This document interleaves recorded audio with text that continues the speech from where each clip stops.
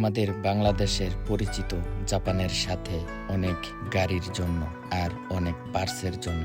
তাই চলেন আপনাদের সাথে নতুন আরেকটা জিনিসের পরিচয় করিয়ে দিই। এই আমটা হচ্ছে মেড ইন জাপান। জাপান শুধু গাড়ি নিয়ে পড়ে থাকে না, আর তার সাথে আরো বিভিন্ন অনেক কিছুই আছে যেগুলা ব্র্যান্ড শুধু মেড ইন জাপান। আসসালামু আলাইকুম, আমি শরীফ বলছি জাপান থেকে। আপনারা সবাই কেমন আছেন? আশা করি আল্লাহর রহমতে সবাই ভালো আছেন, আর আমিও আলহামদুলিল্লাহ ভালো আছি।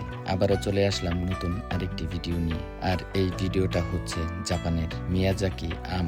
আর এই আমকে সূর্যের সাথে তুলনা করা হয়। আর এই মিয়াজাকি আম দেখতে যতটা লোভনীয়, খেতে তার থেকেও বেশি মজা। আর যারা খেয়েছেন তারা তো অবশ্যই জানেন যে এই আমের টেস্ট কেমন। আর এই মিয়াজাকি আম আপনি খেতে গেলে একটি আমের দাম পড়বে বাংলাদেশের 3 থেকে 4,000 টাকা এই এক পিস আম। আর এই আমগুলো দেখতে যতটা রসালো আর খেতে তার থেকেও বেশি মজা। যদি কেউ খেয়ে থাকেন তাহলে অবশ্যই কমেন্টে জানাবেন এই মিয়াজাকি আম।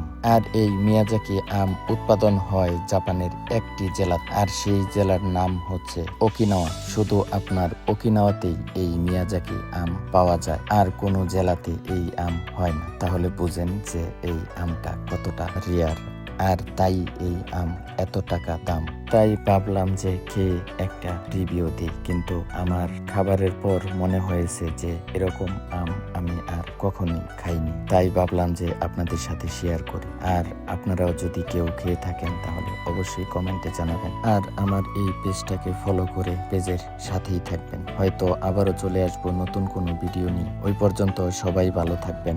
আসসালামু আলাইকুম।